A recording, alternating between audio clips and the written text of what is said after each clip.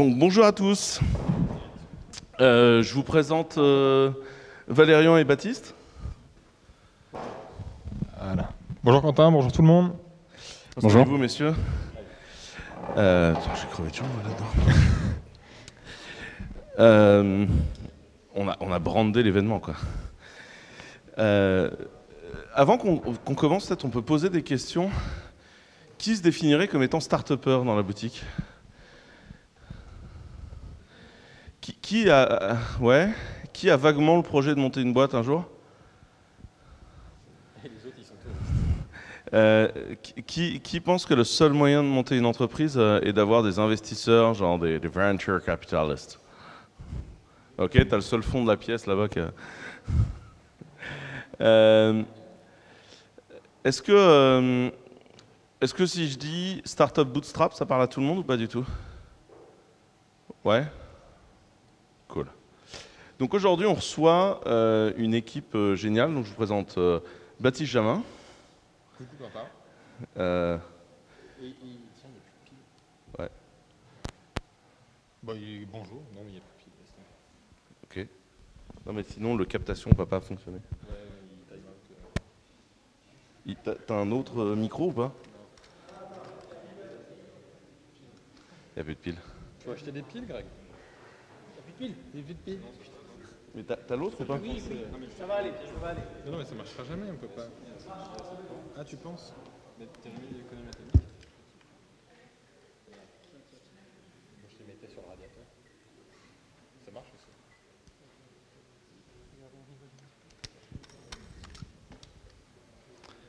Bon, pendant ce temps-là, je vais vous présenter Valérian Saliou. Bonjour Valérian. Bonjour. T'as quel âge Valérian ? 28. D'accord. Et toi Baptiste ? J'ai 27. Baptiste a donc 27 ans. Et ensemble, vous avez monté une boîte qui s'appelle Crisp. Et Crisp, à quel âge ? 7 ans, je crois, maintenant. 2015, on compte plus maintenant, mais... Ouais, été 2015. Ouais. C'est ça. Donc là, l'objectif, ça va être de vous raconter l'histoire de Crisp. Donc, Baptiste, Valérian, comment est-ce que, en fait, comme toute histoire de founder, comment est-ce que vous êtes rencontrés tous les deux ? Bon, c'était une histoire de Nantes est un petit peu liée à l'histoire, parce que moi je revenais du Startup Weekend de Nantes. À l'époque, j'étais en coloc, on s'était couché à 2h du mat, et on arrive très en retard à l'école d'ingénieurs, c'est notre premier jour.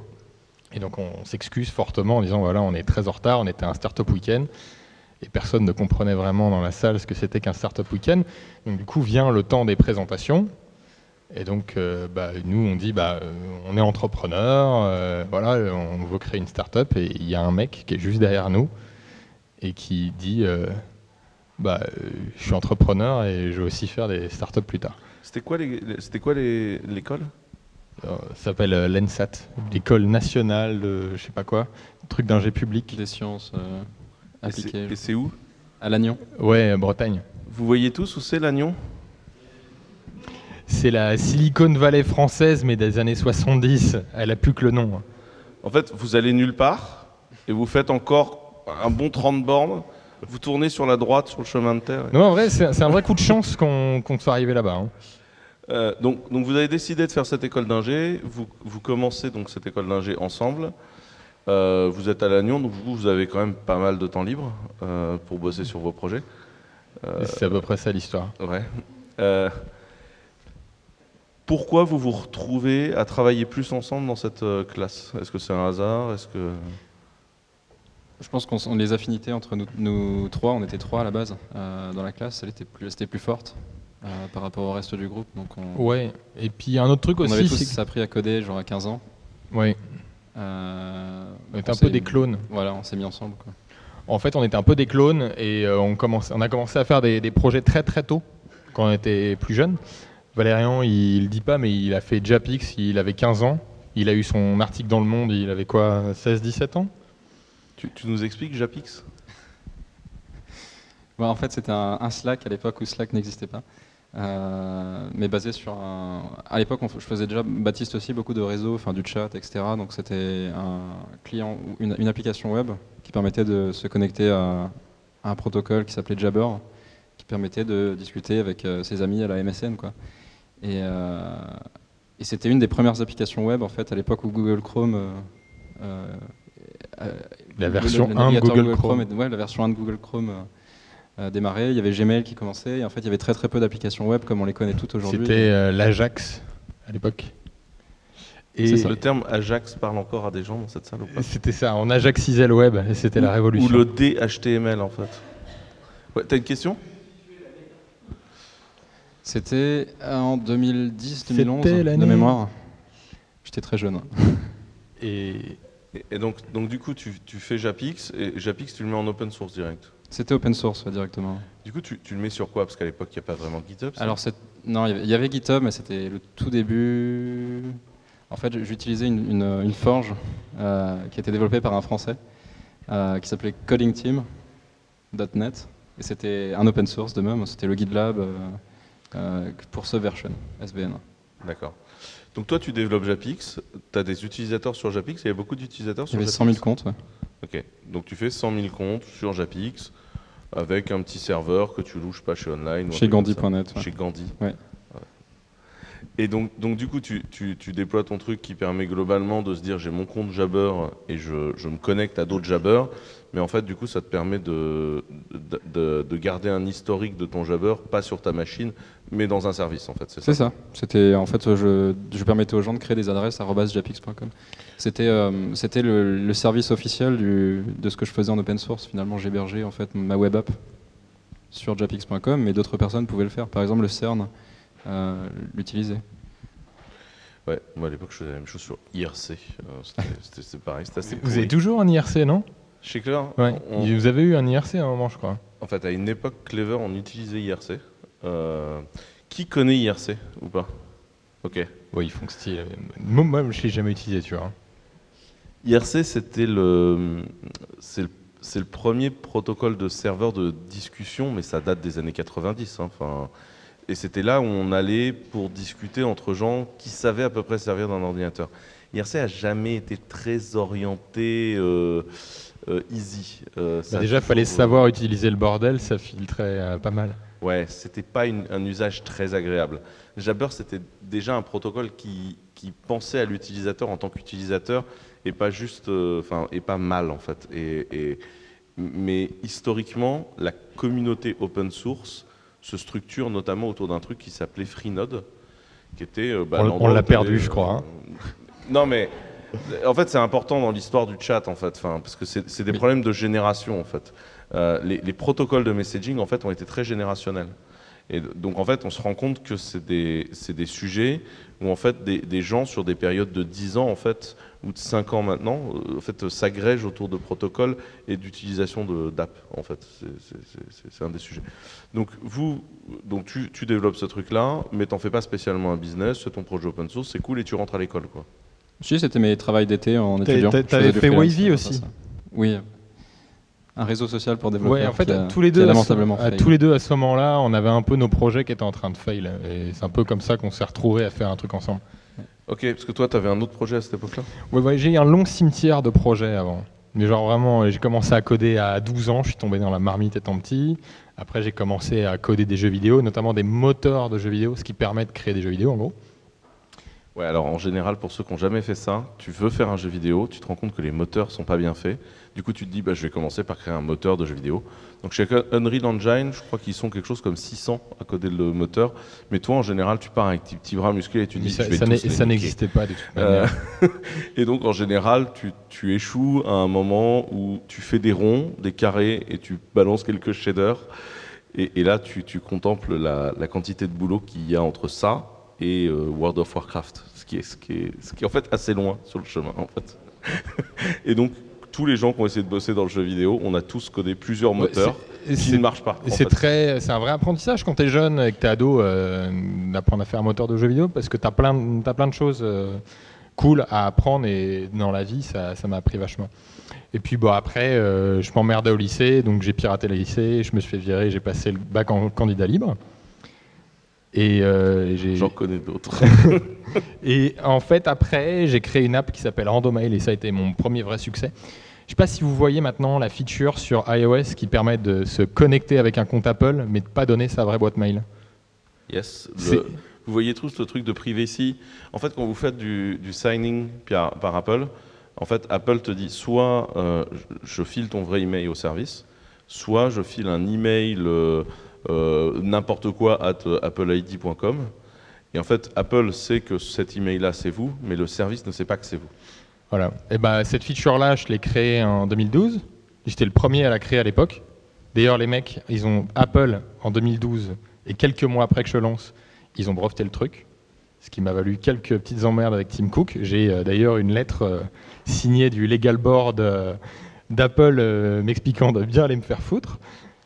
Donc ils ont lancé la feature assez récemment, mais à l'époque, moi je l'ai lancé en 2012 et j'ai eu entre 100 et 200 000 users sur ma plateforme.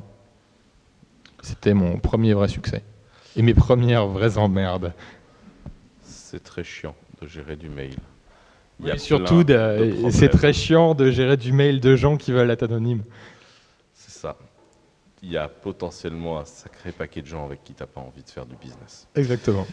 Avec des gens avec qui tu ne veux pas de relation, qui veulent être anonymes dans les mails. C'est pareil pour le chat. Et c'est pareil pour le chat. Mais par contre, on peut dire qu'il y a deux choses. C'est la privacy, donc la capacité des utilisateurs à avoir le contrôle sur leur vie privée à chaque fois. L'open source à chaque fois. Bon, en fait, c'est surtout qu'on n'avait pas vraiment des ambitions de faire des business et que comme créer une société, c'était chiant. Il y avait un petit côté, on est mineur, c'est plus facile. C'est plus facile de créer un truc qui est gratos, tu vois. Ok, donc vous vous retrouvez à l'école ensemble avec vos projets qui sont en train de tranquillement déconner parce que pas envie, pas l'investissement en temps, et puis je suppose que c'est aussi des projets qui avaient une certaine dette technique parce que vous étiez en train d'apprendre à coder, donc à chaque fois que vous regardiez le code, vous vous disiez c'est quand même un peu daubé, non? Non, tu sais, des randomails, moi j'en ai fait 3 versions. Voilà, pareil avec Japix. Ouais, hein. de même. C'est juste que je pense qu'on n'en avait plus envie et puis on allait sortir des études. Il fallait trouver un taf, potentiellement. Donc et là, donc, vous quoi de mieux que de Orange faire une qui entreprise. vous tendez les bras. Ouais, Oui. bah, c'est ça un petit peu le rapport avec Crisp, c'est que Valérian il est en apprentissage chez Ericsson, il se fait chier comme un rat mort. Et moi je bosse chez Orange sur une appli de chat qui s'appelle Libon, et je me faisais chier comme un rat mort aussi. Et Valérian un soir est venu avec cette idée de faire un chat pour le site internet. Il me dit ça te chauffe? En fait, on était en 2015 à l'époque et tous les systèmes de support client étaient pas forcément très jolis. Il y avait Intercom qui commençait à faire des trucs cool, mais en fait tous les autres concurrents étaient un peu genre legacy, genre 2010, des designs très 2010, le vieux web quoi.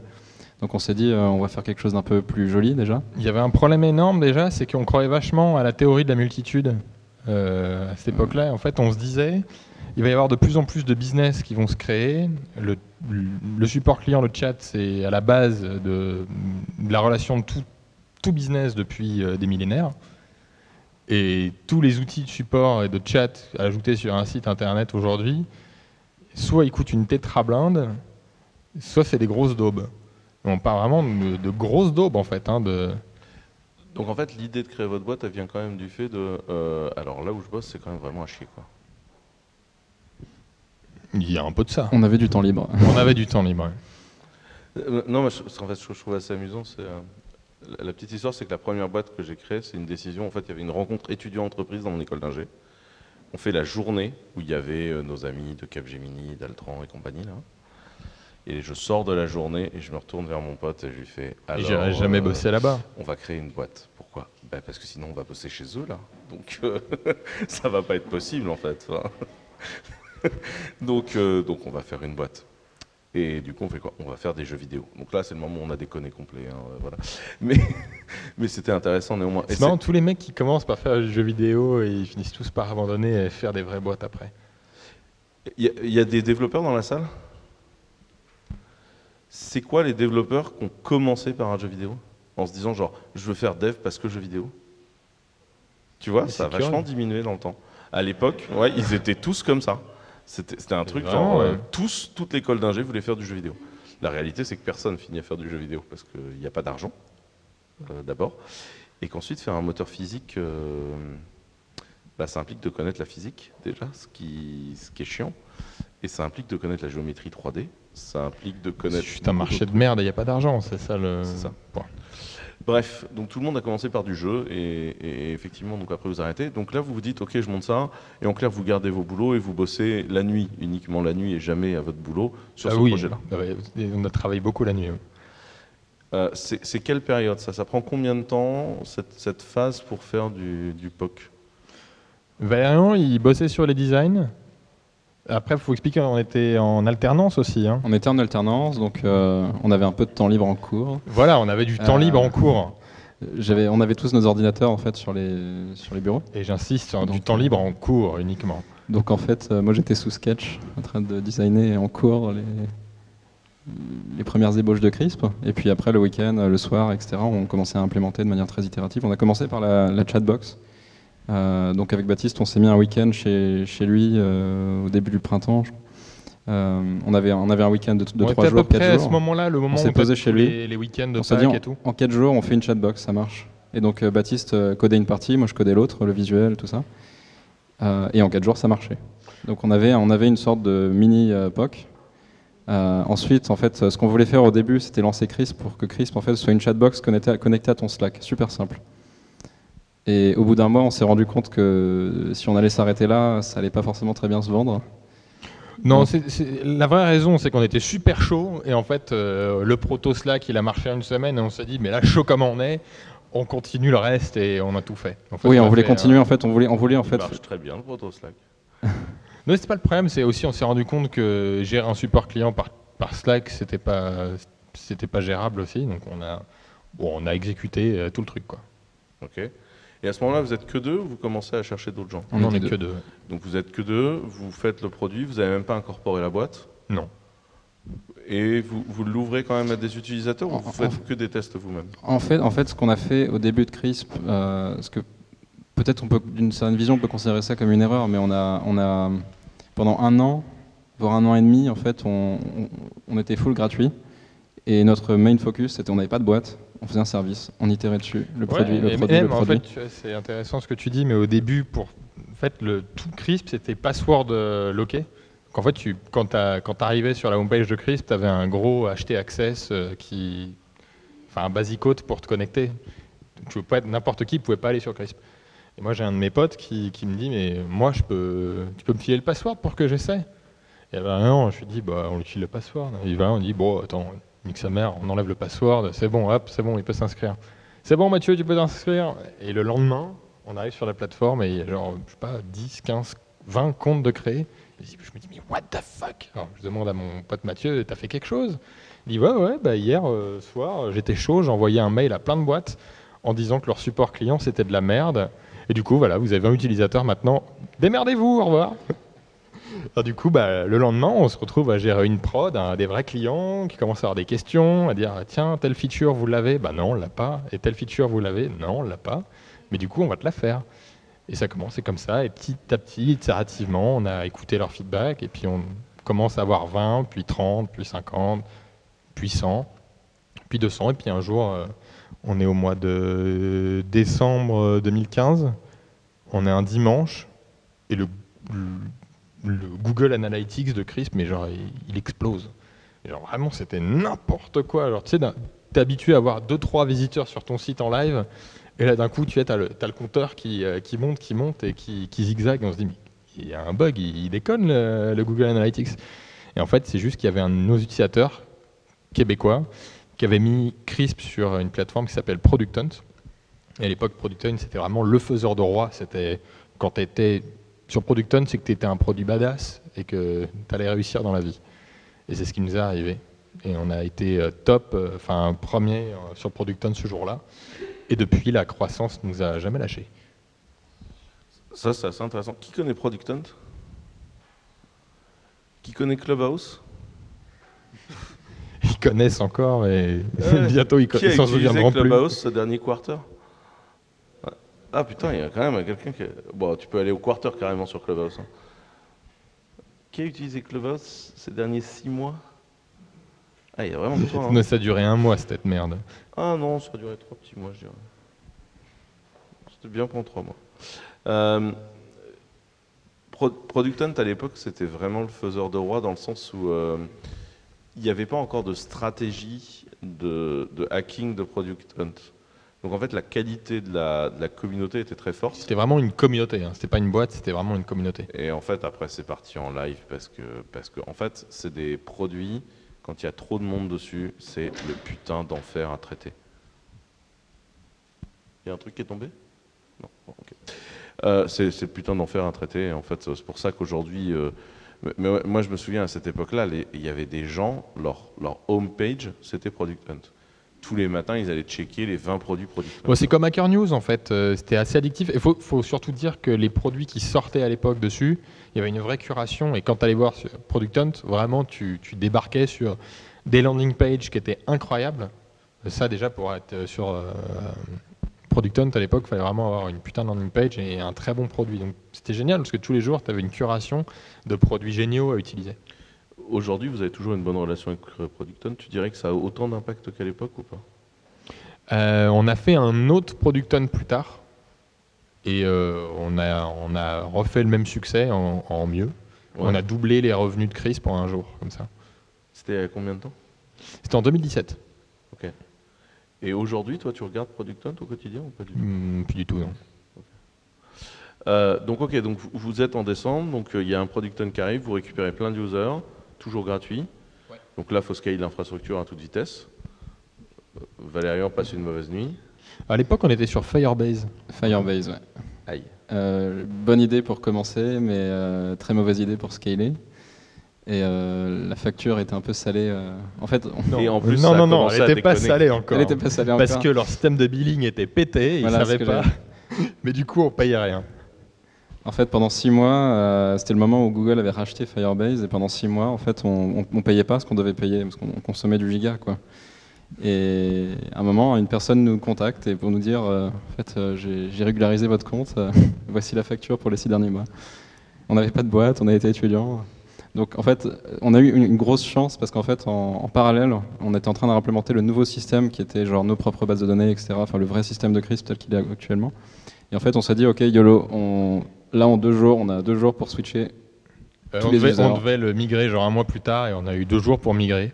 Et ça a été painful. Et en fait, vous avez laissé l'ardoise chez Google ou pas? Bah, bien sûr, on a supprimé le compte. Ciao les gars.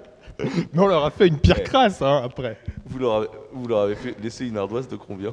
1002, je crois. Ça va. Oui, non, mais aujourd'hui, ça va, mais ça comme à l'époque. Et après, en plus, tu as raconté tout dans un article, c'est ça? Ouais. Parce qu'en fait, alors du coup, Firebase, c'est une boîte qui était américaine et qui s'est fait racheter par Google.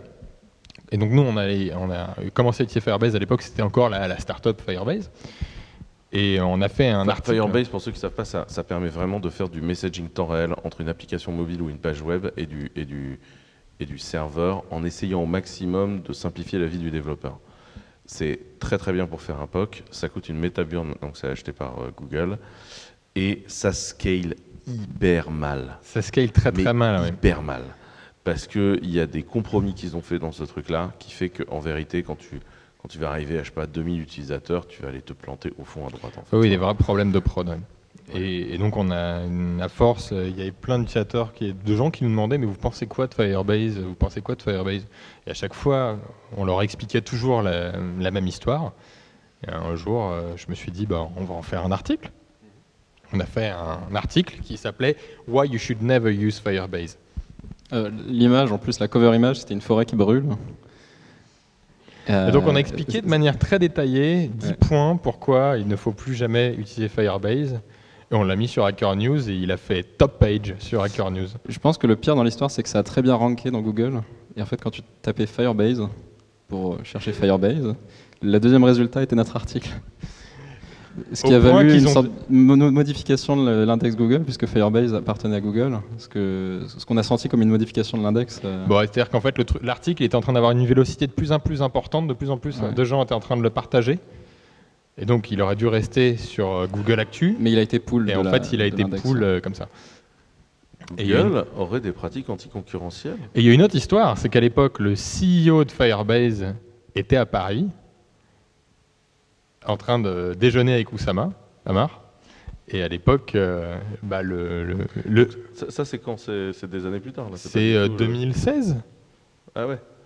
Oui, à l'époque, bref. Et donc, le gars, il reçoit des coups de fil sur son téléphone, ça n'arrête pas de sonner, et donc il stoppe, il dit à Oussama, bah, désolé, je réponds. Et donc là, il lui explique, what the fuck, il y a des putains de Français, ils sont en train de nous trash sur le net. Hacker News, on est en top page, ils disent qu'il faut arrêter d'utiliser Firebase, c'est vraiment la merde. Et donc, le gars, il explique ça à Oussama, écoute, là, c'est vraiment la merde, je vais devoir arrêter le déj, c'est vraiment la merde, ma boîte. Il y a un gars en France, il nous a trash sur le net, c'est vraiment la merde. En plus, bientôt, je vais devoir quitter Google, parce qu'en fait, il faut savoir que quand tu te fais racheter par une boîte, en général, tu dois rester quelques années dans la boîte.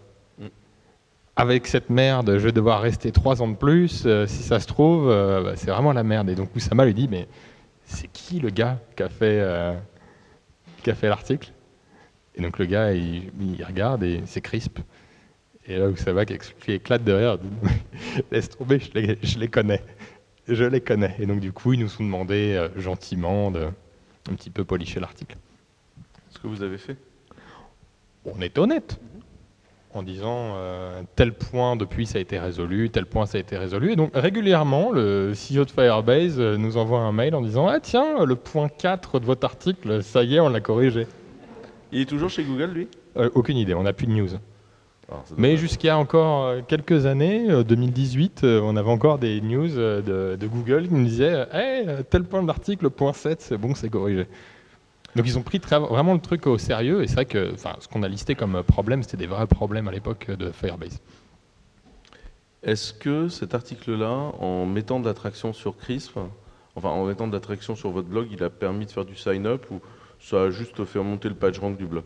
Je pense que c'était pas du sign-up très qualifié. Non, en fait, c'était que des utilisateurs indiens qui nous disaient Hey, do you think that MySQL is better than MongoDB? Et on en a tous les jours des comme ça. C'est plutôt ça le problème de cet article, c'est que ça nous a ranké sur un sujet où on n'est pas des experts du domaine. Ouais, ou un sujet où vous n'en avez rien à prendre. On ne vend pas une base de données en fait. Ouais. Ok, donc donc c'est le moment où on retourne dans l'histoire. C'est le moment où Crisp est basé sur Firebase. Donc oui. vous continuez à faire le boulot. Donc d'un seul coup, l'analytics s'énerve. Vous commencez à avoir des users. À ce moment-là, vous vous dites, ok, il va falloir construire quelque chose de sérieux, mais vous incorporez toujours pas la boîte. Vous êtes toujours en alternance. Vous continuez à avoir beaucoup de temps libre uniquement en cours et jamais dans votre alternance, dans ces boîtes magnifiques dans lesquelles personne ne s'est jamais suicidé d'ennui. Et donc ça continue à avancer comme ça. Quand est-ce que vous vous dites, ok, l'expérience est sympa, on a des users, la vie est belle, mais on peut en faire un business? Été 2016. Ouais. Alors on a fait quelque chose de un peu bête vu d'aujourd'hui, c'est qu'on a voulu lancer notre premier plugin. Donc un plugin, c'est une extension de Crisp. Donc Crisp était globalement gratuit et on a voulu relancer un connecteur Slack pour pouvoir répondre à ces customers de Slack. C'était l'époque où on avait refait une vraie app Crisp pour répondre, etc. Mais il y avait des personnes qui voulaient répondre de Slack. Et donc on l'a codé. On a release ça en août 2017, 2016. Et il y avait personne qui l'achetait. Mais en fait, il y a quelque chose qu'on a très vite compris. Les gens étaient en vacances. Quelques mois plus tard, c'est que les entreprises étaient en vacances et que forcément nos clients n'étaient pas là. Alors, en fait, on avait un petit coup de mou cet été-là, parce qu'on s'est dit, mais merde, on a perdu le mojo, il n'y a plus d'utilisateurs, qu'est-ce qui se passe? Et en fait, c'est juste les gens, ils sont en vacances. Donc un peu démoralisé. Et puis après, en fait, quand l'hiver est revenu et qu'on s'est dit, bon, ok, là, on focus, et puis on s'est dit, bon, on prend la version 1 de Crisp, on refait tout. Donc ce qu'on appelle aujourd'hui la version 2, ce qui est un peu la fondation du Crisp qu'on peut utiliser aujourd'hui. Ouais. On refait tous les designs, on met plein de features, en fait on regarde ce que les autres font, qu'est-ce que les users veulent, qu'est-ce que les utilisateurs payants veulent, parce qu'en fait les utilisateurs gratuits qu'on avait à la base, ils nous pushaient de la feature, mais c'était pas forcément ce qu'un utilisateur qui aurait payé nous demanderait. Ouais, on a pris un peu tout ce qu'il y avait sous le tapis. Ce qu'il fallait remuer, on l'a torché en 3 mois, quoi. Ouais. Donc là, vous refaites tout et vous incorporez la boîte à ce moment-là? Non. Si on avait incorporé la boîte l'été, je crois. Ouais. Ouais. Mais vous avez des utilisateurs payants à ce moment-là ou pas du tout? On commençait, en fait, avant de commencer à faire biller, on a commencé à incorporer la boîte. Ok. Donc vous incorporez la boîte, vous commencez à faire biller. Et est-ce que tout de suite, les utilisateurs, il y a une traction de vos utilisateurs payants? On a dû faire 100 balles le premier mois. Ouais, ça, à la limite, c'est normal. 100 balles le premier mois, 500 le deuxième, 1000 le troisième, et puis petit à petit. On est arrivé à 5-6 000, je crois, avant de lancer la V2. Oui, et puis c'est là que ça a été multiplié par 2. On lance la V2 sur Product Hunt. En un jour. Donc là, sur Product Hunt, j'avais appelé certains mecs pour savoir comment on hack un peu Product Hunt. Enfin, comment, à coup sûr, on va arriver en first page, premier résultat. Et ça a super bien marché. On a fait 1000 upvotes en un jour et on a doublé le MRR. Enfin, on est passé en gros de 5000 de MRR à 10 000 en un jour. Et puis le surlendemain, on était à 12 000. Et donc, à 12 000 de MRR, plus l'infrastructure, on peut dire que vous étiez ramen profitable. Ouais, c'est ça. Et on commençait à investir dans du personnel, Donc c'est là qu'on a la délégué presta. très tôt en fait, parce que notre temps de développeur il était hyper important en fait, c'est on avait du support, donc on a commencé à investir dans des agents de support très très tôt. Ce Ouais, qui nous a déchargé du temps. Après c'est toujours important qu'on fasse du support. On faisait tout nous-mêmes en fait. Donc le design on le faisait nous-mêmes et en fait quand on était focus sur la V2, on s'est rendu compte que le site, on n'avait plus le temps de faire un design pour le site, donc on a payé une agence. On a cramé quasiment toute la thune qu'on avait sur le compte pour ça. Il fallait embaucher du monde pour gérer le support client. On a vidé le compte en banque, quoi. Et ça a été payant. En fait, du coup, à chaque fois, vous avez fait ça. Juste, donc, du coup, quand on est dans la thèse des boîtes bootstrappées, souvent, il y a une terminologie. Il y a ce qu'on appelle ramen profitable. Ramen profitable, ça veut dire si tu manges que des ramen et que tu vis pas dans un endroit de ouf, tu vis. Et ramen profitable, c'est le moment en clair où tu flottes. Et une fois que tu flottes ramen profitable, on peut discuter de n'importe quoi. En fait, tant que tu ne te finances pas toi-même, il y a un problème, c'est que tu es hyper en danger parce que du coup, il faut que tu trouves de l'argent pour vivre. Ramen profitable, c'est le moment où tu flottes, quoi. Tu manges des ramen et t'es bon. Si vous voulez, c'est le break-even de la startup bootstrap, quoi. C'est ramen profitable. Du moment où vous commencez Crisp, première ligne de code, au moment où vous êtes ramen profitable, il s'écoule combien de temps là du coup? Un an et demi, ouais. Ouais, 18 mois. Il se trouve que là, c'était globalement vos parents qui payaient vos études plus votre alternance, c'est ça l'histoire? Valérian, oui. Et moi, pas du tout. Et moi, j'ai tout vendu. Enfin, j'ai vendu ma bagnole et j'ai été, du coup, Valérian m'a hébergé en fait. Ouais, ce qu'on n'a pas dit, c'est que Baptiste, en fait, au bout de la première année de l'école d'ingénieur, il est parti de l'école, donc il a stoppé son alternance, plus de revenus. J'étais full-time Crisp. T'as fait 2 ans à 42. J'étais pas à 42. Oui, oui, t'étais full-time, oui. Mais à Paris, le but était de partir à 42. En fait, au début, j'étais à Paris. Et après, petit à petit, j'ai été plus souvent chez Valérian. Notamment l'été, j'ai commencé à aller chez lui. Et après, en fait, on bossait tellement plus vite comme ça que j'ai squatté son canapé. Donc, dans le même lieu, aller à Lyon plus vite pendant que tu étais inscrit à 42. Ouais, c'est ça. Voilà. Bon, en fait, on s'est arrangé avec 42 et ils m'ont dit non, mais laisse tomber, tu fais un stage, c'est bon, va-t'en. C'est des gens arrangeants sur la notion de scolarité, du coup. Oui, ce qui est génial en plus, c'est que j'ai pas fini l'école et ils disent à tout le monde que j'ai fait 42. Alors, faut savoir que j'avais les chiffres à une époque, mais je crois qu'il y a plus d'un tiers des gens qui ont fait 42 qui n'ont jamais fini l'école. Beaucoup plus que ça. Mais ils s'en foutent parce qu'en fait, les gens ont trouvé un emploi, ils sont intégrés, tout ça. Et en fait, ils considèrent que ce qui est important, c'est d'avoir créé des développeurs, que les gens finissent l'école ou pas. C'est un autre dossier, enfin, tout le monde s'en fout en fait. Ce qui est important, c'est de générer des développeurs en fait. Et de toute façon, ils sont gratuits. Vous connaissez tous 42, je ne suis pas en train de parler d'un truc que personne ne connaît. Okay. Donc 42, c'est gratuit. Voilà, ils étaient pas chiants et ça nous a permis de focus. T'étais dans le premier batch du coup? Non, batch 2 en gros, c'est ça, oui. Ok. Donc batch 2 de 42, tu y es un peu, tu traînes, tu te fais un ou deux potes là-bas et puis après tu retournes à Lannion, squatter chez Valérian. Oui, j'ai fait le minimum nécessaire là-bas pour pas qu'ils me jartent. Et quand ils ont compris que j'avais fait en gros ce qu'on fait en un an, en un mois, et je leur ai dit, en fait, maintenant que j'ai fait ça, mon stage, je peux le faire chez Crisp. Et ils ont dit, ok, écoute, fais. Ok, donc là, vous montez votre boîte et vous êtes ramen profitable. En clair, si c'est 18 mois de boulot, ça veut dire que c'est atteignable pour quelqu'un qui, par exemple, se servirait de ses droits à CEDIC. Enfin, ses droits à Pôle emploi. Oui, le problème... oui, la France est le meilleur VC des... C'est ce qu'on dit, mais le problème, c'est que ça crée une certaine situation de confort. Et en fait, j'ai l'impression que c'est pour ça qu'il y a finalement pas tant que ça de boîtes bootstrap qui se font en France. C'est que finalement, Pôle emploi, c'est plutôt confortable et les gens qui font une boîte, ils commencent vraiment à sortir les doigts du cul qu'au bout de 18 mois. Alors que tu regardes en Angleterre, c'est pas du tout comme ça. En fait, tu as 3 mois de l'équivalent de Pôle emploi là-bas et après, tu te démerdes. Et en fait, souvent, les gens, ils sont obligés vraiment ils en veulent, quoi. C'est vrai qu'on a des potes bootstrappers en Angleterre. Ouais, Léo Bassam. Ça fait pas du tout le même type de boîte. Ça fait des boîtes rentables beaucoup plus vite, quoi. Mais vous aviez quand même une forme d'urgence liée notamment à toi, qui en fait vous mettait dans une situation d'inconfort et qui faisait que fallait avancer, quoi. J'étais prêt à buter n'importe quel concurrent pour me verser un salaire. Ok, c'est une légit. Non mais on déconne, mais en fait... Non, c'est vraiment ça mon état d'esprit. C'était vraiment, on va tous les buter. On déconne, mais c'est un vrai sujet. Et on les a tous butés.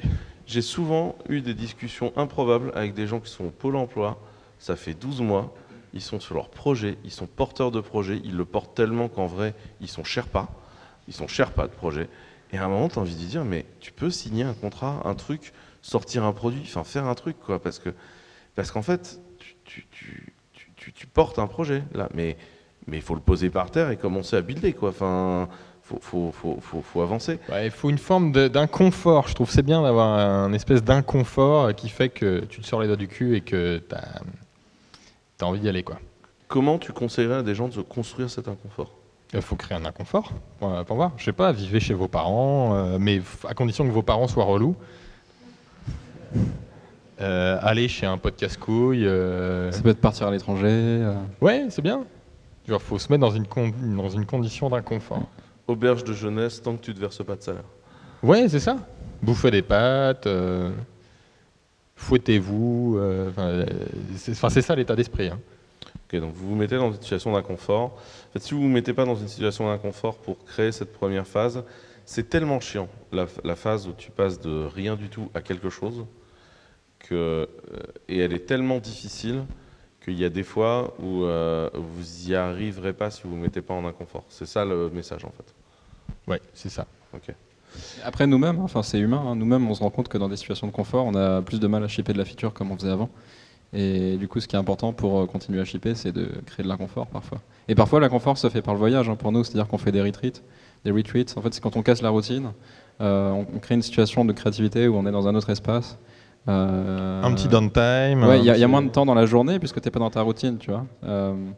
Tu es obligé de figure out plein de choses en fait quand tu es dans une nouvelle ville, dans un nouveau pays. Ce qui fait qu'en fait, ça limite aussi ton temps disponible. Et donc, quand tu as une feature à shipper, tu vois, le temps se compresse très très bien. Ce qu'on dit pas, c'est qu'on a bossé très dur. Genre les week-ends on oublie, les vacances on oublie, les soirées on oublie, les soirées entre potes on oublie. Genre, tiens, on va boire une mousse ce soir, que dalle. On a du taf.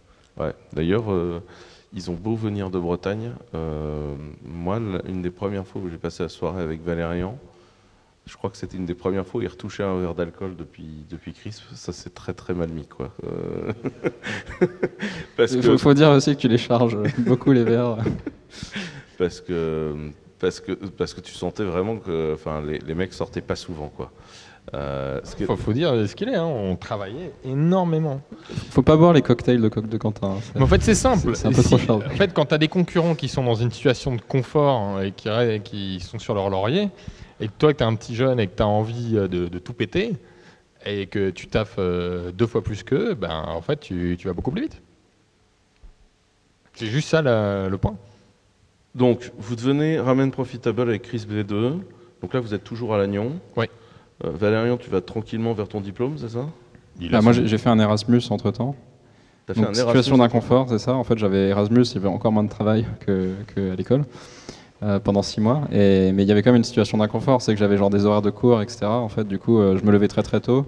Je fitais le plus de travail pour Crisp en fait dans les heures que j'avais, quoi. J'avais un coworking space dans une nouvelle ville, etc. Et ça pour moi, en fait, ça a créé beaucoup de créativité.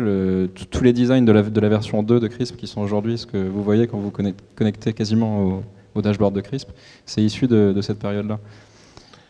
Et donc vous shippez ça, mais vous offloadez la notion de support Pas totalement, mais Non. c'est là où on commence à vraiment builder une team support. Parce que ce qu'on dit pas, c'est que quand on a lancé Chris sur Product Hunt, on était obligé de faire limite les 3 bits avec Valérian, enfin plutôt les 2 12, pour pouvoir gérer le support. En fait, et on était obligé de. Quand tu as une vraie traction, tu n'as pas envie de la perdre. Donc, quand tu as plein d'Américains, et tu te couches à 2-3 heures du mat. Et puis il y en a un qui se lève très tôt. Et c'est comme ça qu'on a fait. Ok, donc vous construisez ça, donc vous êtes toujours à Lannion à ce moment-là ou pas? Vous êtes reparti à Lannion? Mais on était un peu remote. Bon, à ce pas moment-là, forcément. toi, quand tu étais en Erasmus, moi, je squattais était ton remote. appart. Ouais. Je lui avais donné les clés. J'étais vraiment le clochard. Hein. Et après, tu es revenu, on a fini la V2, et après, on est parti aux US, Ok, donc vous partez où aux US? à San Francisco. La mec. Mais en fait, dans l'optique potentiellement d'y installer. Mais en l'occurrence, on est resté à San Francisco 1 mois. On était parti pour 3 mois. On n'a pas super apprécié Ouais, en fait, sur beaucoup de points. Et du coup, on a voyagé dans les US. On Et là, s- ce qu'on s'est dit, en fait, finalement, on est bien en Europe, donc on revient en Europe et puis on set up la boîte vraiment en Europe, quoi. Ouais, est-ce qu'on imagine vraiment que San Francisco, c'est la mecque des startups, mais en fait, c'est des branquignoles. Alors en fait, les devs sont mauvais, et tous les gens qui sont là-bas, justement, sont dans une espèce de situation de confort, d'une bulle où tout se passe bien. En fait, ils chippent pas grand-chose. Hein. En fait, tout ce qui se crée aux US, c'est pas fait à SF. Enfin, plus maintenant. Et Ou les, c'est fait par quelques personnes à SF qui réellement taffent, mais les gens sont déprimants à mourir. tout le monde voit la situation du marché de dev aussi aujourd'hui en France. En fait, c'est cette situation-là depuis des années à SF. Et en vrai, un vendeur de burrito qui prend un t-shirt et qui met un t-shirt Kubernetes, il prend un salaire de $100 000 dans une startup. Puis s'il est intelligent et qu'il bouge tous les 3 mois, personne ne se rend compte qu'il est vraiment incompétent. Sauf toi, sur la longue traîne, en vrai, tu connais les mecs et tu fais, mais en fait, lui, c'est pas codé, en fait. Enfin, Et c'est vraiment, fraude. mais dans tous les métiers, hein, ils sont tous comme ça. Et je soupçonne fortement que certains développeurs soient en fait des chiens avec des t-shirts Kubernetes, en fait. Mais il y a des gens, vraiment, je me demande même s'ils savent parler, quoi. C'est terrifiant. Et en fait, vous avez un déficit de compétences dans la vallée à la fois très fort, parce qu'il y a cette tension sur le marché, et vous avez des génies aussi. Personne ne dit le contraire. Mais en fait, vous les croisez pas. Oui, de toute façon, Quand vous y êtes, vous ne les voyez pas, les mecs. les génies, ils sont dans la banlieue, sous-payés, et tu les vois pas.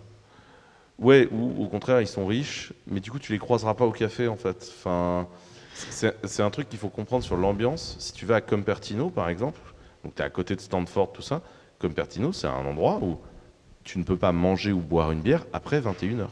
Ça n'existe pas, en fait. C'est fermé. Donc il n'y a que des milliardaires ou des millionnaires autour du bordel. Eux, en fait, ils sont chez eux, et personne ne va boire un verre en ville. Mais il y a vraiment nous, on a été une fois un meet-up start-up. On avait l'impression d'être une réunion de dépressifs anonymes ou d'alcooliques anonymes. Là, c'était sidérant. On s'est dit, putain, c'est ça l'écosystème. Et c'était marrant parce qu'on parlait à des Français justement qui avaient notre âge, qui avaient fait des études, c'était leur rêve de venir là, ils ont été embauchés par Google, etc. Et puis ils me disaient, là je vis à Mountain View, mais il n'y a pas grand chose à faire, je m'ennuie, en fait c'était pas trop ça mon rêve, je sais pas si je vais rester, quoi. On a vu des personnes En fait, comme ça. des meet-up, on en a fait plein dans le monde. Et vraiment, les meet-up à San Francisco, ils étaient tout pourris. Ouais, je La me bière souviens était pas bonne aussi. Bière, vin. Ouais, alors ça, Mais ils c'est- sont, en fait, ils sont ça pas s'est fun. beaucoup amélioré ces dernières années Ouais. sur la bière. Ils ont découvert la craft beer, du coup ils sont à fond maintenant. Mais c'est vrai que pendant longtemps, les mecs te servaient un Ils se truc hipsterisent ignoble. un peu. Ils se hipsterisent tranquillement sur la bière, mais sinon c'est ignoble. Ouais. Voilà, au final, on a commencé à bouger un petit peu aux US.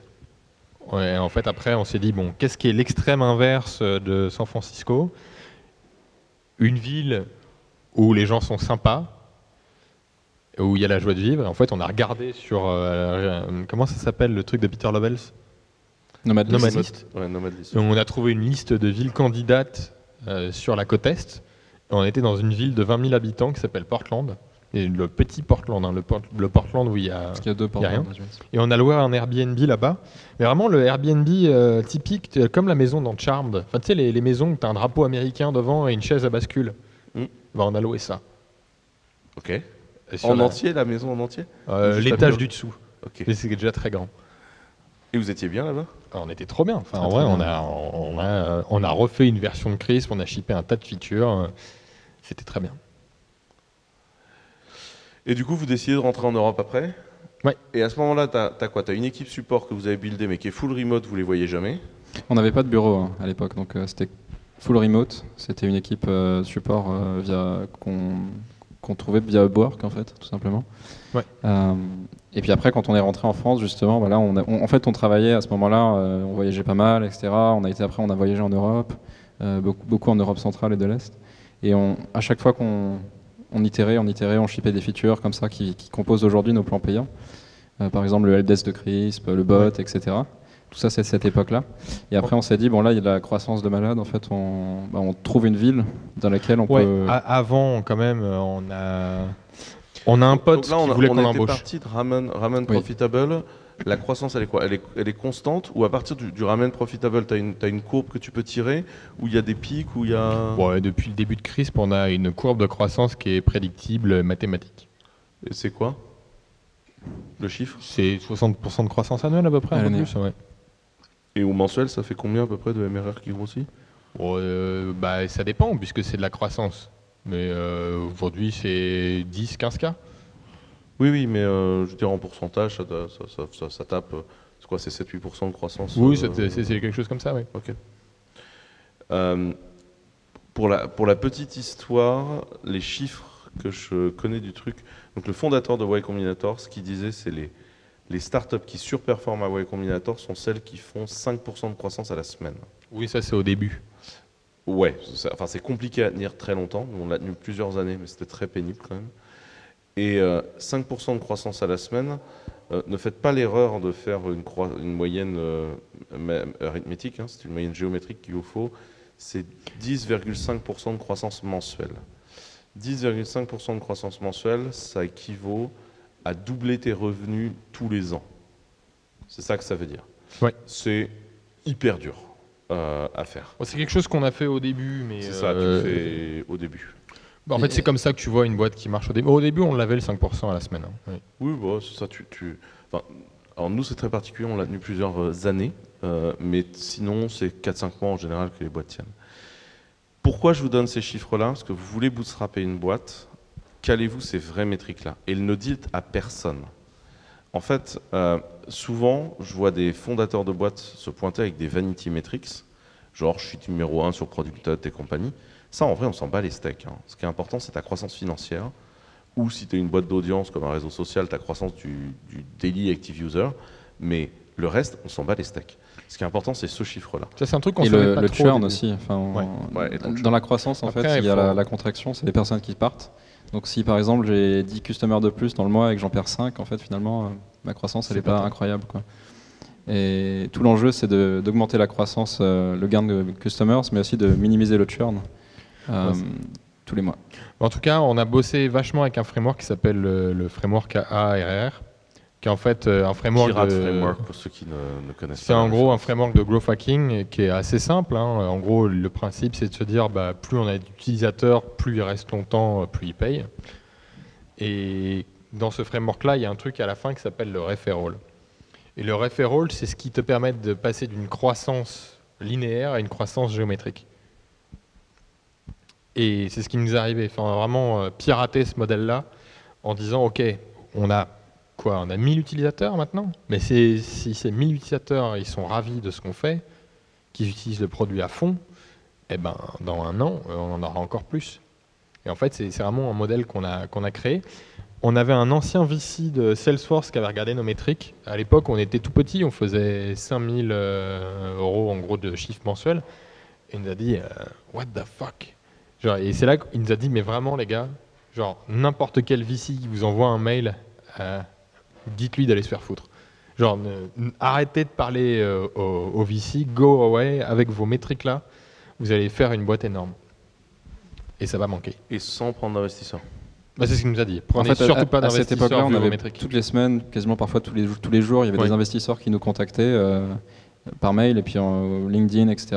Et en fait, on avait quand même cette pensée dans le cerveau, genre est-ce qu'on lève pas, est-ce que ça va nous aider, etc. Et en fait, finalement, c'est rencontrer cet investisseur dont Baptiste parle qui nous a beaucoup aidé, parce qu'en fait, finalement, il nous disait mais levez pas, enfin, ça sert à rien. Ouais, Moi, j'étais du métier, je vous dis levez pas. le mec, il venait de se faire plaquer par sa femme, était complètement déprimé. Et donc nous, on s'est dit, comme un VC, écoute, viens à la maison, quitte à ce que ta femme elle te plaque, autant qu'on boit un peu.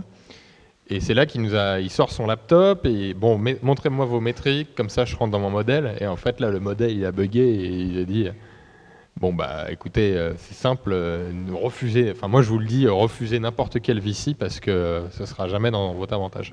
On était dans un modèle à l'époque parisien où vraiment la mentalité c'était go big ou go home. En gros, soit vous faites une billion-dollar compagnie, donc en gros soit vous levez des fonds.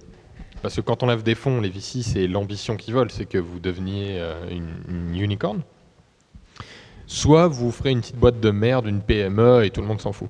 Et nous, on était persuadés finalement qu'il y avait quelque chose entre les deux. Enfin, entre faire une unicorn et faire une boîte, une PME à papa, il y a quand même un fossé énorme. Il y a vraiment un espace énorme. Et c'est ce gars-là qui nous a ouvert les yeux.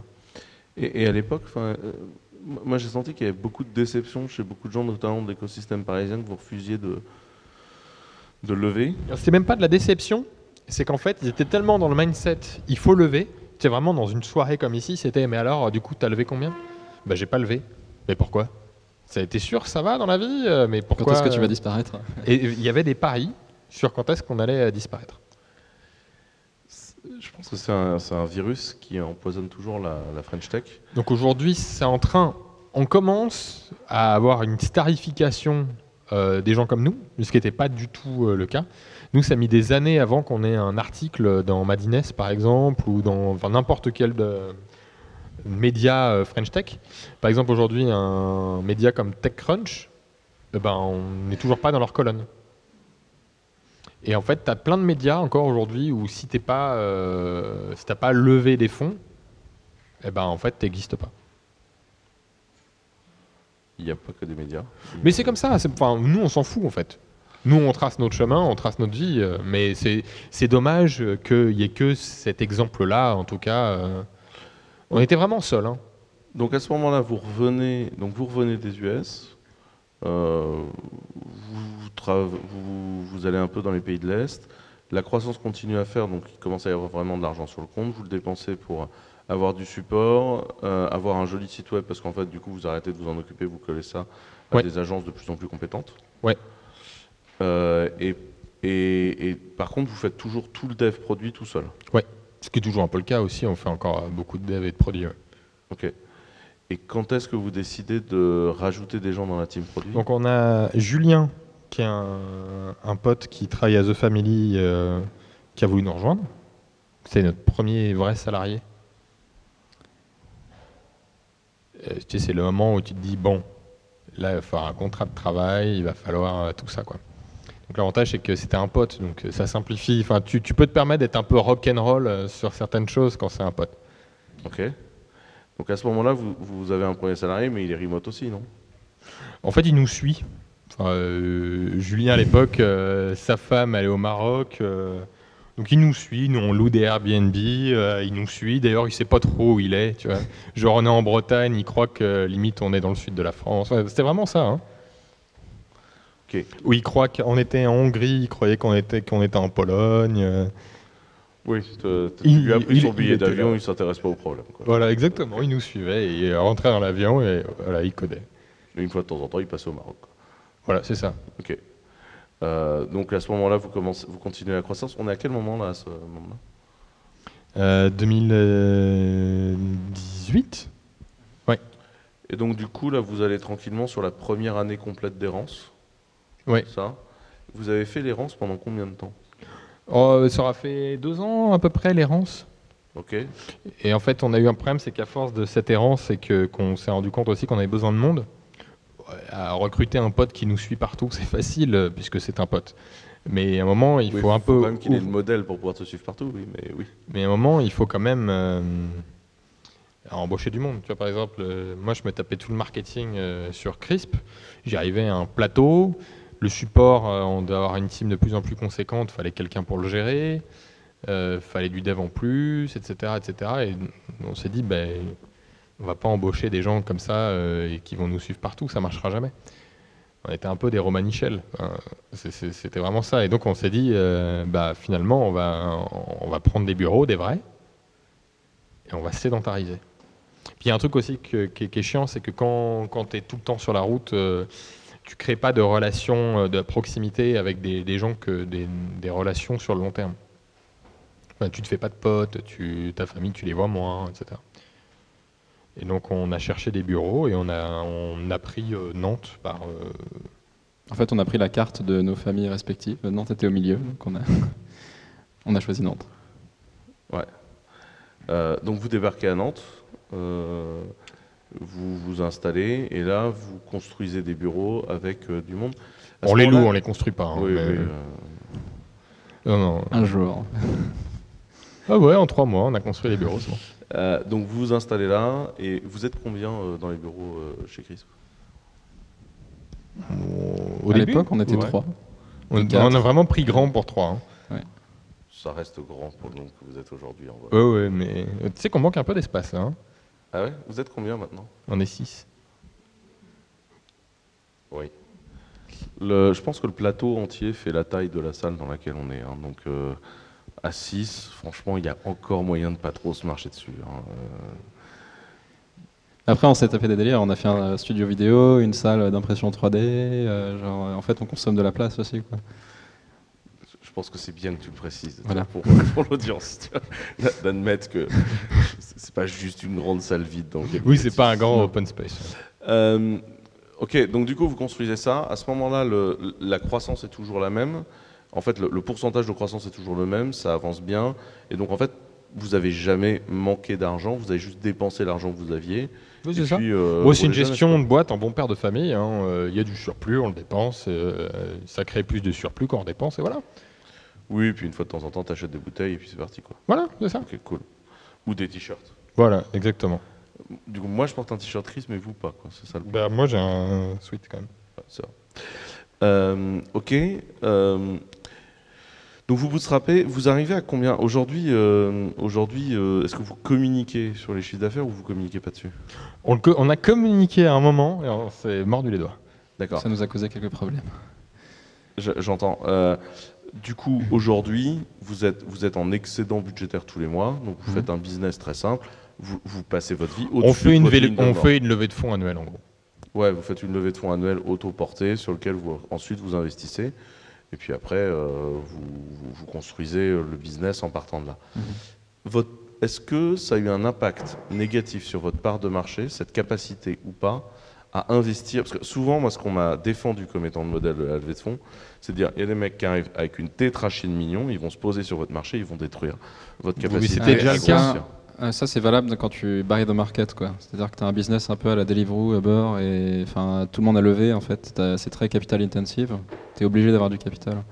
Nous, en fait, il y avait nos cerveaux, nos Macs. Ouais, puis en fait, faire du chat, on avait déjà fait à coder une boîte comme la nôtre, en fait. On avait déjà fait du chat avant, on savait déjà ce qu'il fallait faire, on était plus efficace à notre taille pour shipper, on était face à des concurrents qui avaient levé des centaines de millions, et vraiment des concurrents... C'est qui aujourd'hui que tu qualifierais de tes concurrents sur le marché? Zendesk, Front, Intercom, Freshdesk, hein, je peux t'en lister, on a une page de 60 ou 100 concurrents. Hein.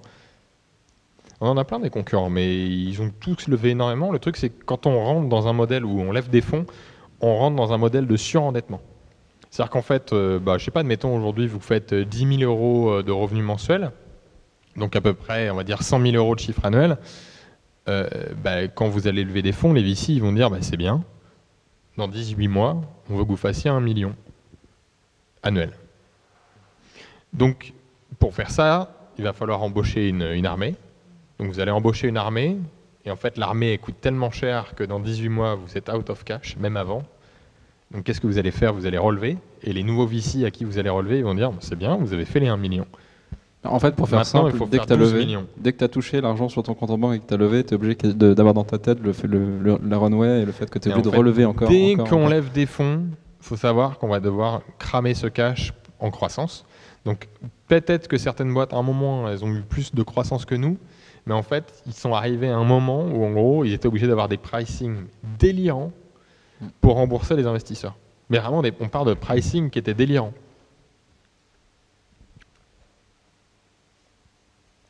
Je suis désolé, je raccroche. Et donc, nous, on a conservé notre modèle, on gère une boîte en bon père de famille, et ça s'est bien passé. Ok, est-ce qu'à un moment, vous vous êtes senti en difficulté sur le marché parce que vous n'aviez pas levé et que du coup, un concurrent était en train de buy the market et vous pas? Jamais. Je pense que notre marché... Ouais, non, Jamais. non, jamais. Certains marchés, en fait, effectivement, où c'est important d'avoir du cash disponible immédiatement. Puis dans le software, Marché c'est très fini, physique, ça. On n'a plus besoin. Quand on crée un logiciel au début des années 2000, les frameworks n'existaient pas. On était obligé de tout refaire.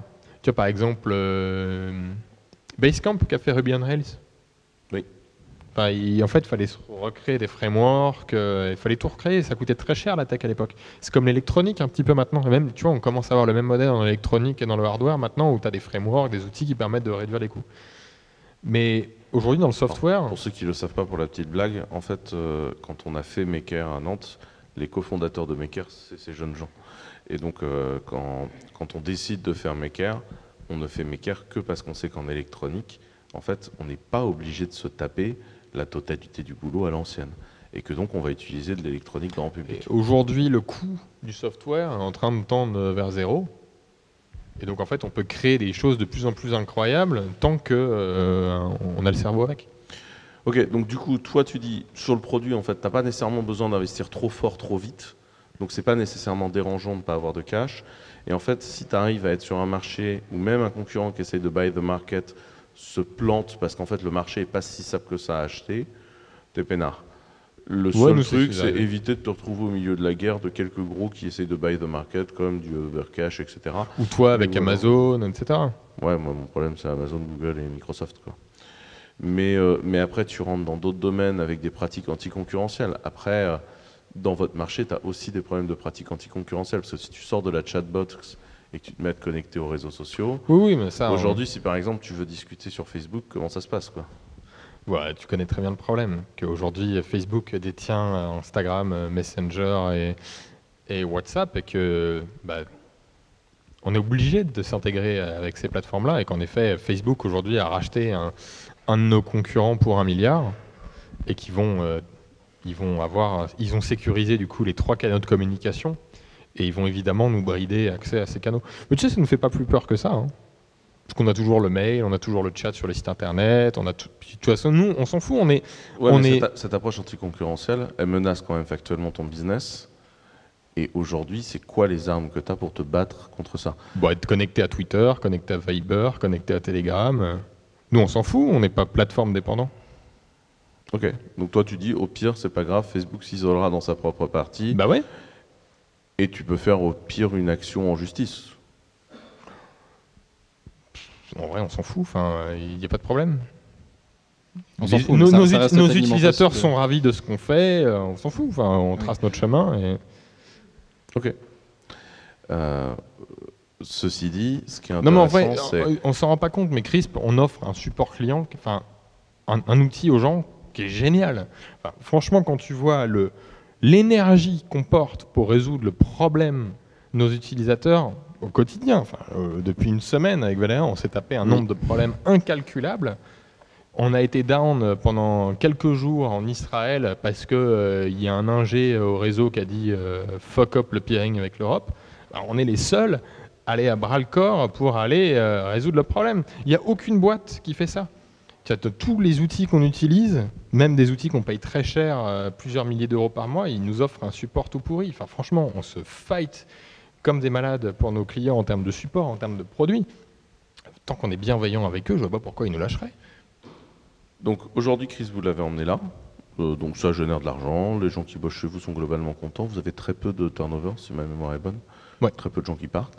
Ça fait ce business-là. C'est quoi votre projet? Le plan, c'est quoi? C'est du coup, comme on possède toutes les shares, on va aller vendre ça à quelqu'un.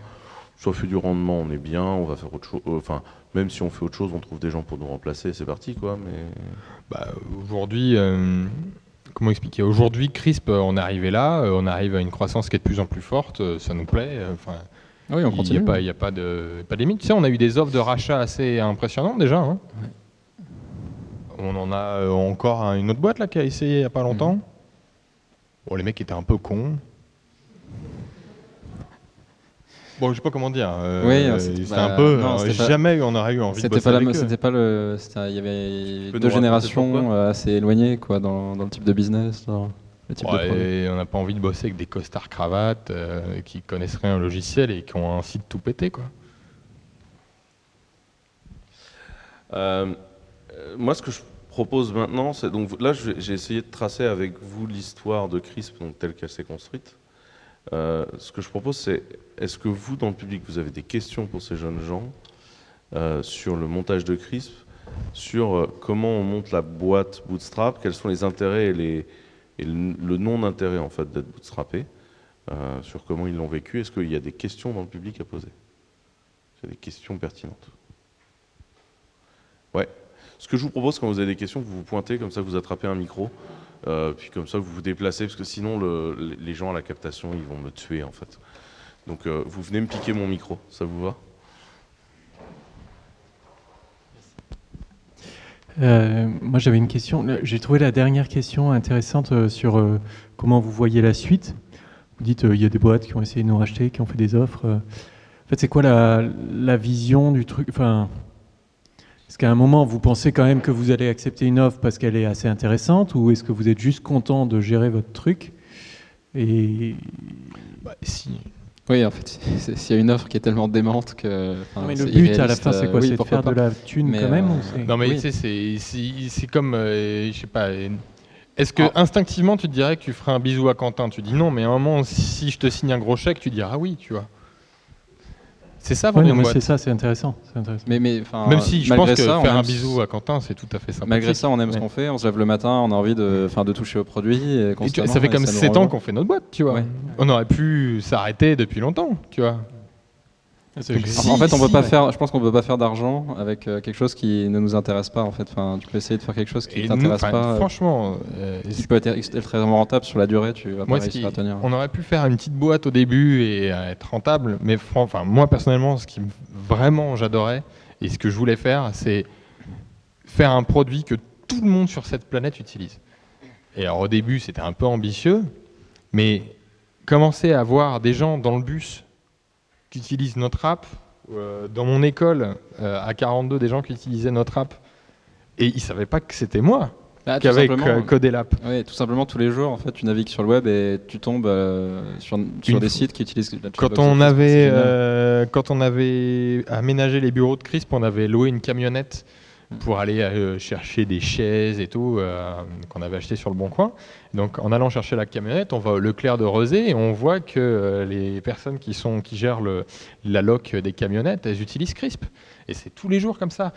Aujourd'hui, on a découvert que le gouvernement français utilise CRISP pour aider les réfugiés en Ukraine. Que pendant le Covid, que des prêtres utilisent CRISP pour faire la confession parce que les églises elles sont fermées. Et c'est des choses comme ça tous les jours. Et en fait, l'impact qu'on a est juste, mais délirant en fait. En codant un truc, tu as un impact genre à l'autre bout de cette planète. Et ça c'est fantastique. Mais si le chèque est assez gros, il y a un moment, tu y réfléchis tout le temps. J'ai les mêmes questions. Moi. C'est une décision économique. Alors après, la taille du chèque dépend de chacun, tu vois. Et ce qui est marrant aussi, c'est que plus on avance, plus la taille du chèque pour nous soumettre est importante.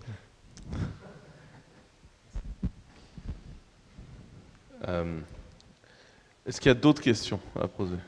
Donc, pareil, vous avez des questions, vous vous pointez direct, comme ça évitera aux gens d'attendre pendant la Faites la queue.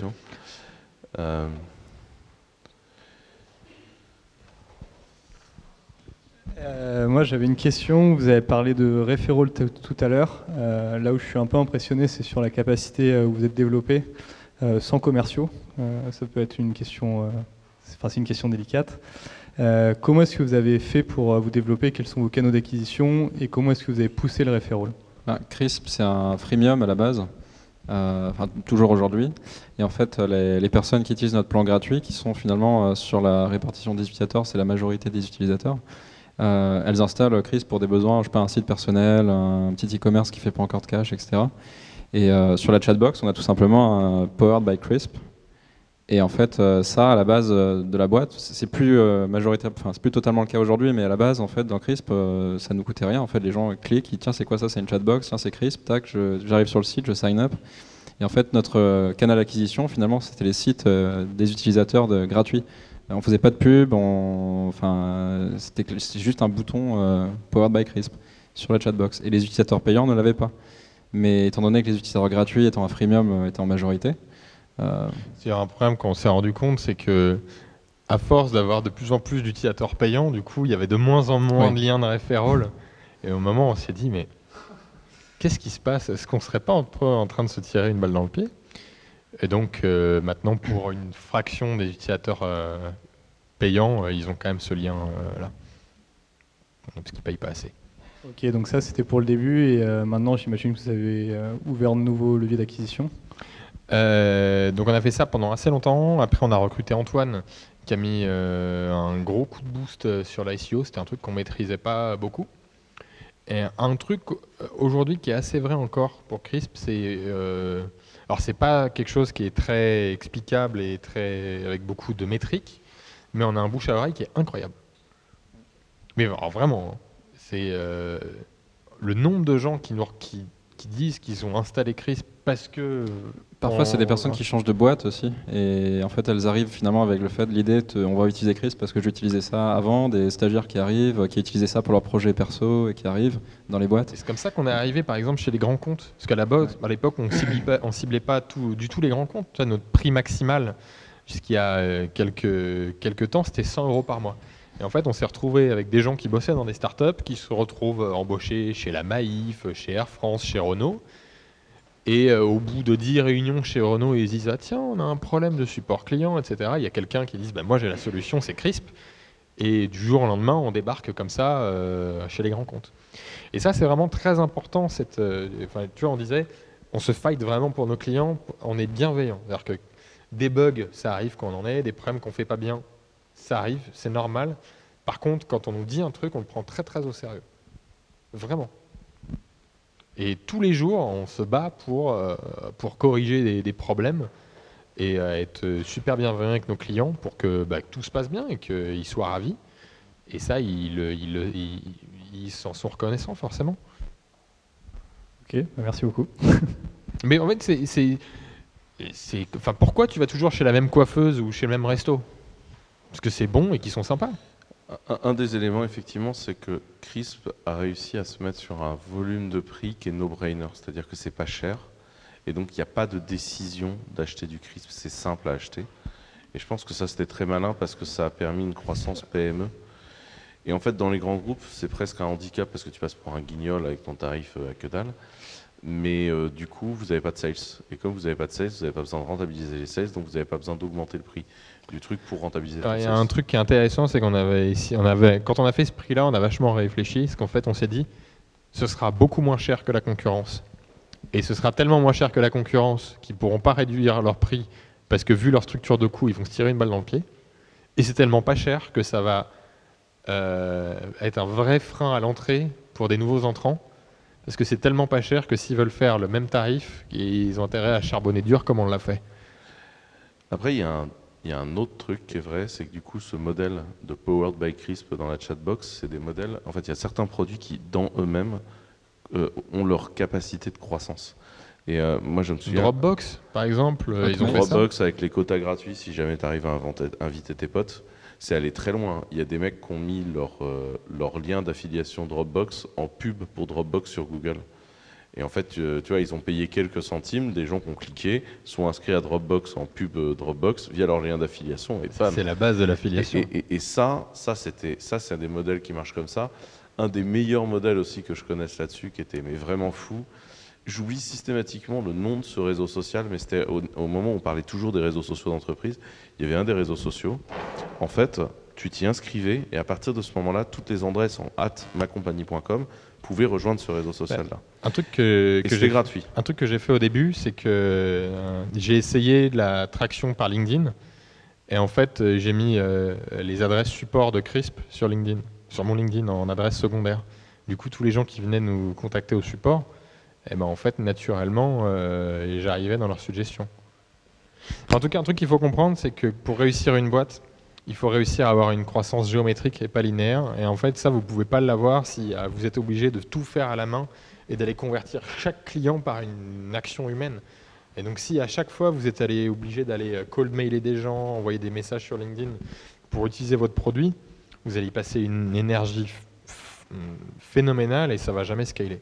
Et ça, c'est un truc qu'on a vraiment fait en sorte, c'est de coder un truc, ça marche, et on ne met pas la main dedans. Enfin, on ne va pas...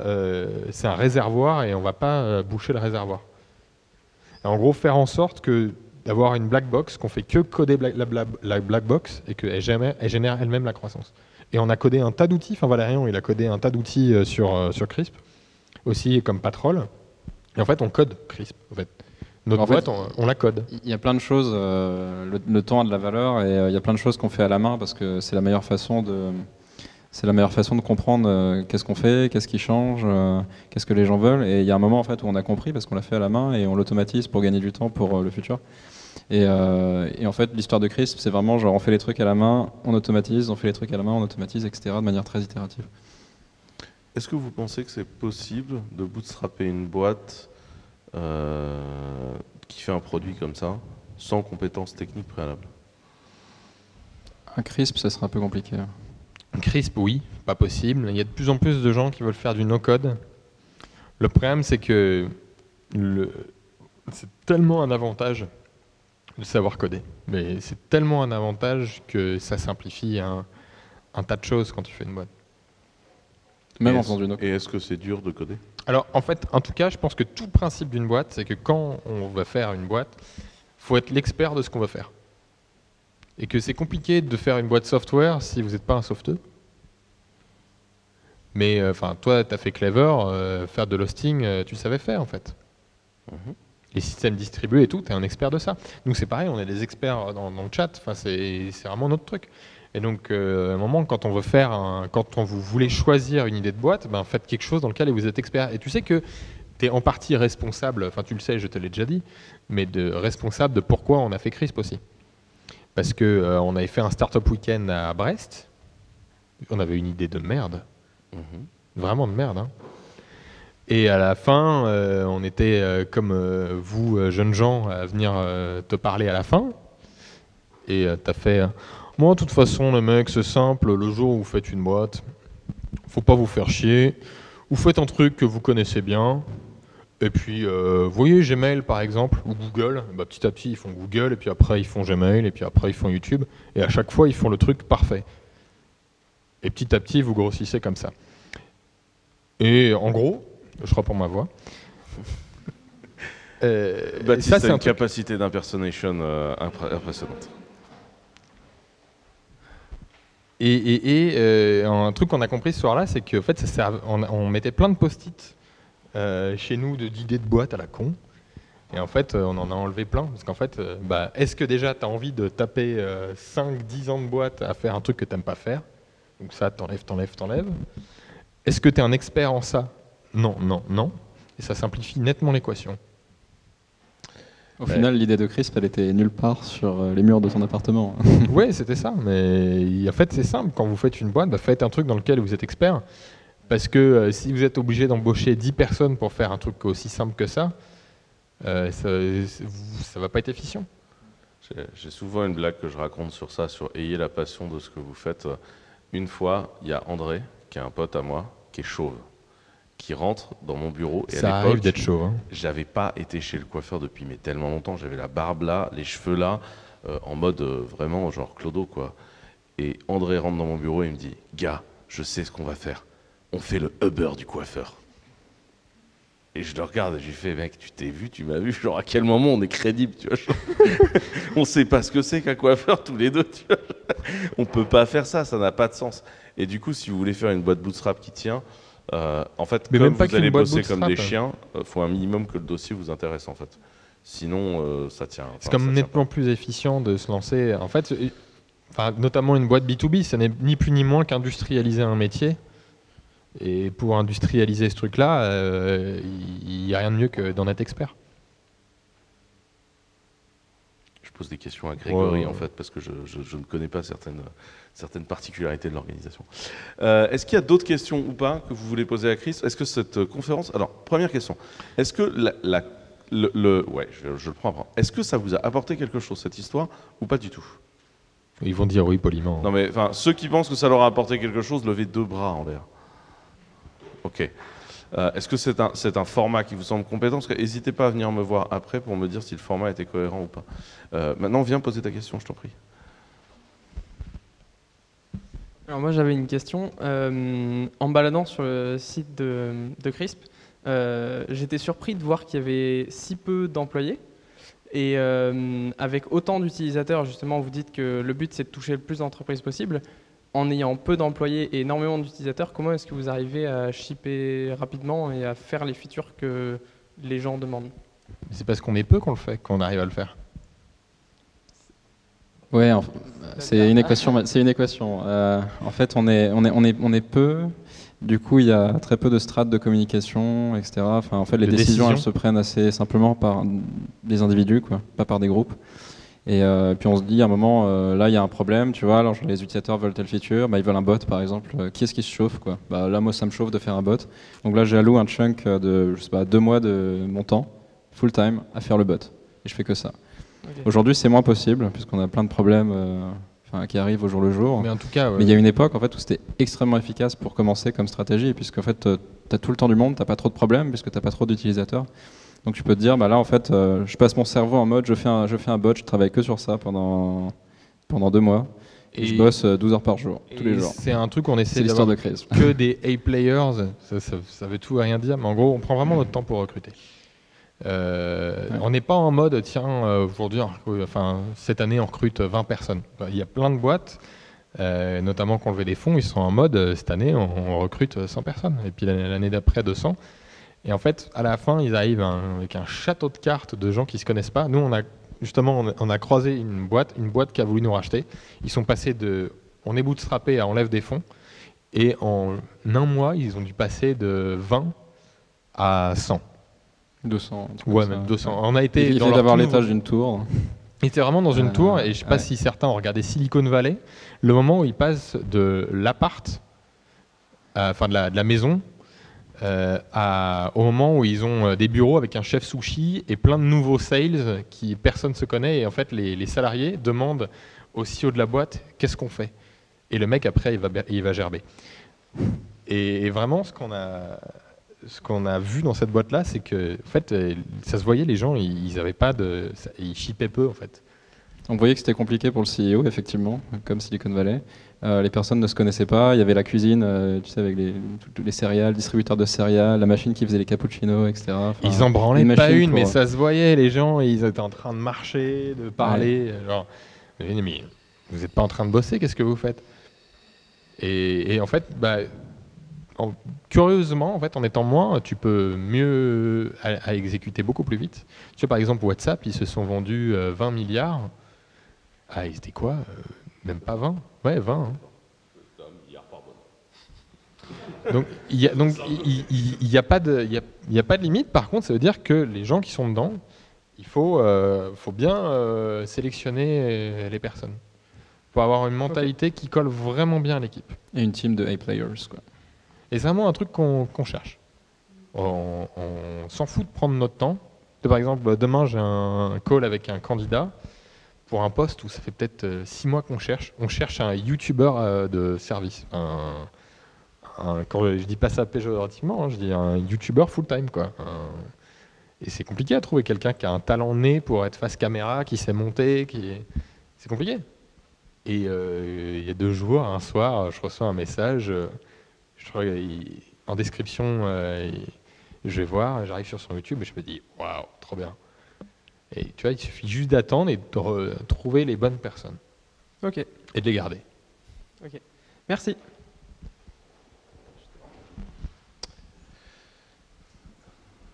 Mais venez direct en fait, ceux qui ont des questions, sinon c'est chiant. Donc venez direct ceux qui ont des questions. Excuse-moi. Oui, moi je suis hyper impressionné par votre côté bootstrap et la capacité de dev. Oui. Et en fait, j'ai une grosse question, c'est quelle est la place de l'analyse de marché de tout ce qu'on entend.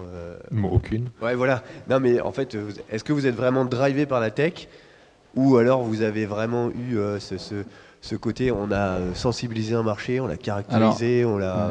voilà. C'est quoi votre balance en fait entre ces deux aspects? En fait, on a eu une chance, je pense, c'est qu'on est arrivé dans un marché qui avait déjà 10 ans d'existence, où finalement le marché avait déjà été éduqué. Le problème, c'est que les produits qui avaient été conçus étaient un peu vieillots, et en fait, finalement, on s'est dit le marché est là, en fait, on fait mieux, quoi. On a à faire mieux. Mais les utilisateurs, en fait, de plus en plus d'entreprises, finalement, en fait, elles arrivent en ligne, notamment avec le Covid, elles ont besoin d'un outil de support client, en fait. Et le marché, il a déjà été éduqué. Aujourd'hui, c'est une évidence, en fait. On a besoin d'un outil de support client. Il y a un moment où on est un peu... ça sert à rien de réfléchir dans tous les sens. Est-ce qu'on fait ça? Est-ce qu'on fait pas ça? Et à un moment, on le fait. Ouais. Et ça marche pas, en fait. Oui, parce que vous avez les capacités de produire aussi. Oui, voilà, mais ça sert à rien de se branler la nouille. Est-ce que je le fais? Est-ce que je le fais pas? Est-ce que je le fais? Est-ce que je le fais pas? T'attends des semaines une analyse de marché, et à un moment on fait le truc et ça marche ou ça marche pas. Je pense que ça a du sens de réfléchir quand il y a du cash en jeu et que du risque. Ouais, du risque, voilà. Là, donc, finalement, vous avez le risque, c'était quoi? En fait, le risque, c'était notre temps. Ouais. C'est tout. Ouais, parce que je pense que c'est un truc qui joue dans votre réussite. C'est votre capacité de production, elle vous coûte qu'à vous en fait. Oui, comme exactement. vous avez la capacité de faire. Voilà. Et il y a des features qu'on a fait, qui n'ont pas marché, et d'autres, on s'est dit tiens, on a l'intuition, il faudra le faire. L'entrepreneuriat, c'est beaucoup d'intuition. Après, on avait la chance aussi, on développe un outil de support client, donc nos utilisateurs nous parlent tous les jours, et en fait, en parlant à nos utilisateurs, on sonde à peu près, on sait à peu près ce qu'ils veulent, et en fait, c'est l'analyse de marché. Et tu vois, c'est ça la différence aussi avec certaines boîtes, c'est que tu vois, par exemple, on a eu un souci depuis 3 jours là, avec une boîte où en fait, il fonctionne totalement en strat.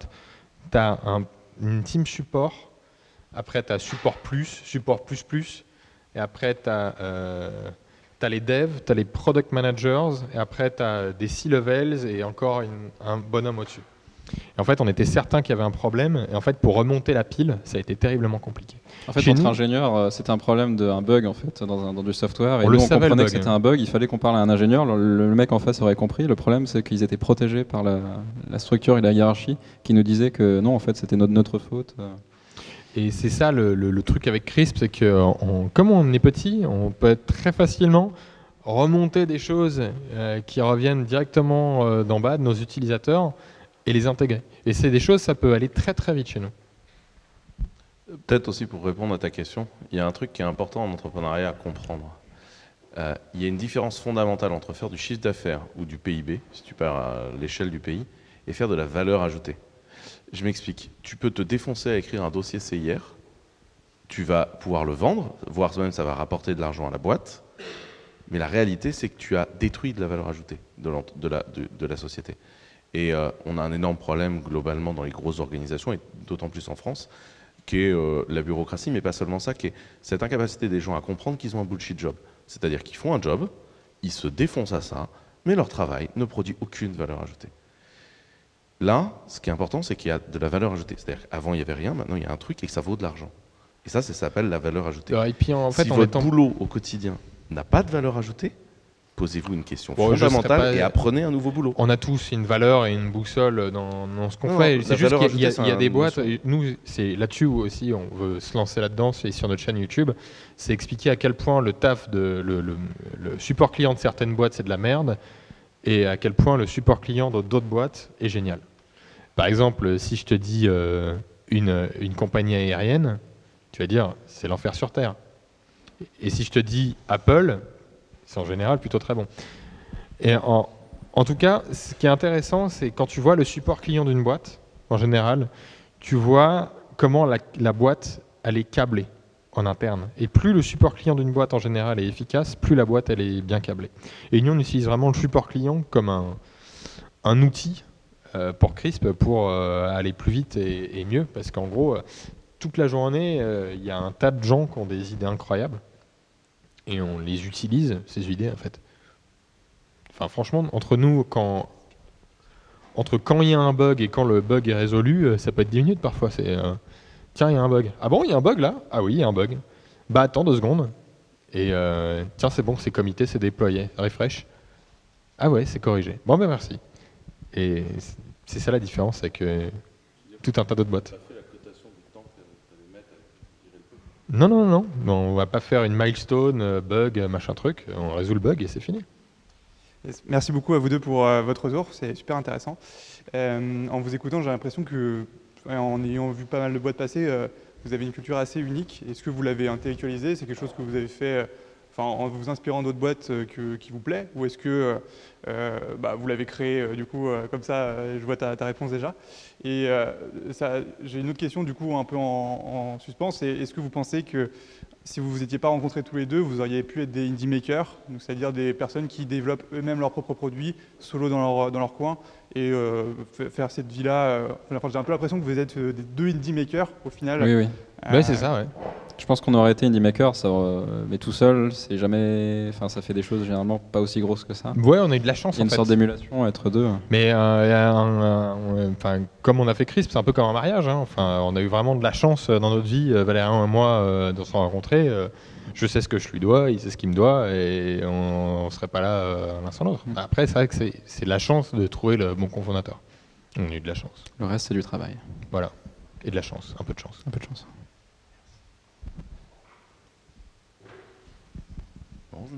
Bon, et on se dit qu'il est temps d'aller boire un coup. Ouais. Donc vous n'hésitez pas à fondre à fond sur Valérian Baptiste, où j'ai vu qu'il y avait certains autres membres de Crisp qui étaient là ce soir. Et c'est vrai que ceux que je connais de la team Crisp sont des gens incroyables. Et donc il y a un paquet de gens pertinents. N'hésitez pas à nous faire des retours aussi sur le format. Merci beaucoup d'avoir eu la patience. J'espère que ça vous a amené. Et puis à très vite. Et puis du coup, on se retrouve autour d'un pot dans cette localité-là, c'est ça? On reste ici? Bon, du coup, restez sur place. Allez, mais vous pouvez parler entre vous maintenant, c'est ça. Merci encore Valérian et Baptiste et bravo pour tout ce que vous avez fait.